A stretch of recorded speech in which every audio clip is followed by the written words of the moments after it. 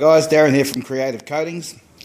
I just thought I'd make you a little video about my hydrographic dipping tank, just to show that, well, you don't have to spend $1 million in order to build yourself a decent tank and do high quality hydrographic work. What I've done here, this whole thing has cost me around about 50 bucks. So I was very lucky. The fiberglass tank was given to me. Now, I've seen some things written about fiberglass tanks and how well they work and how strong they are, but let me tell you, this thing is faultless.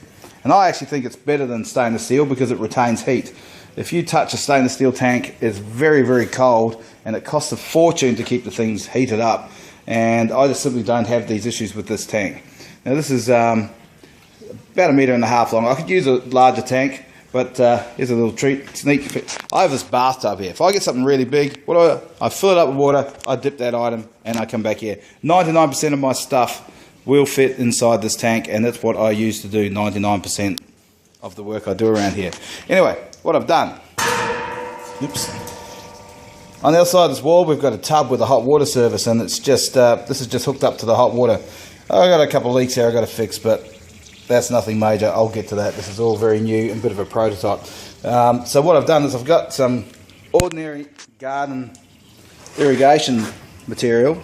It's just PVC pipe, a little elbow fitting here, T-piece with some nozzles that go through the other side. You know, it's as simple as anything. Bit of silicone holds it all in place. What I did, I got 19mm pipe. I shouldn't have done that because it was too large. You've got to remember, every time you add a nozzle, an outlet, it reduces the pressure. You need a higher flow of water in order to keep the pressure maintained. And so I've had to go down to a 13mm, which works, but it's still a little too big. Just using the mains water pressure here, it would have been good to have that just slightly smaller, or even 2 jets. 2 would have worked quite sufficiently here. If I put one here and one here, actually would work quite well. But anyway, it is what it is. I'll get it sorted out. So if we come along this end here, what I've got, a piece of PVC drain pipe, cut, you know, a third of it off. She's glued and screwed to the side. Now I could have put it on the other side here and made some kind of catchment type arrangement, and that would have worked too. Cut a slot at the level that you want the water to go through.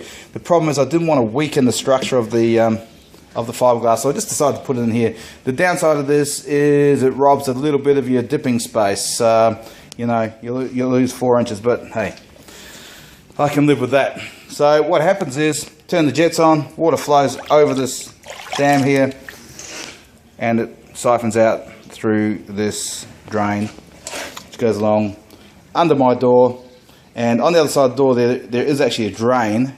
However, it could go out onto concrete. I really don't see a problem with that. It's just water, it evaporates, it's no big deal. I've got down here a valve arrangement. I can open this up if I ever need to and completely drain the tank. But the very important thing here, it's quite interesting, is that I very rarely need to drain the tank. This water has had about 8 to 10 items dipped in it just since I've refilled it, and it is sparkling clean. The water stays like this, and the reason why is because I'm always introducing fresh water. So this is just fresh, hot water coming in. So there's no heater.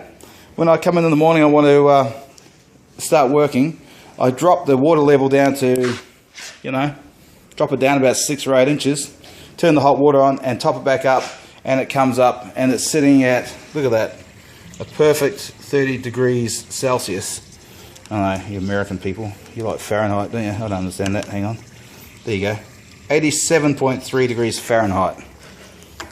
So that water will sit at that all the time. As the water temperature drops, if I need to, I just turn the hot taps back on, it just bumps it back up again. So what I'm doing is just using a hot water service, and that works out a lot cheaper than running a great big element inside the tank, which a lot of these stainless steel tanks do.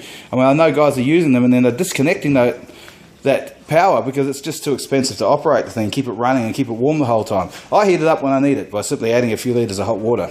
Works a treat. So I'm going to show you here, hang on. I got a little bit of film.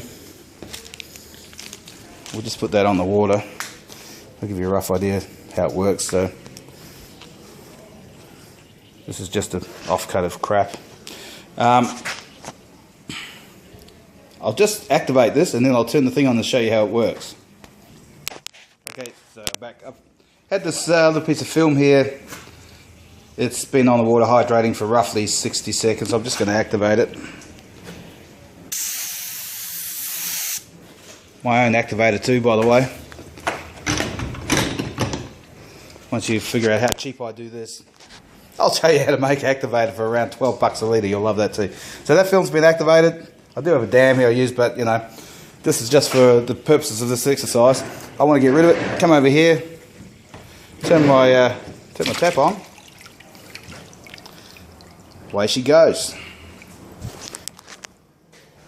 Grab the tape. We don't want that going down the drain. And so what happens is, see, I haven't got a lot of pressure. It's just rippling the top of the water, but it does work.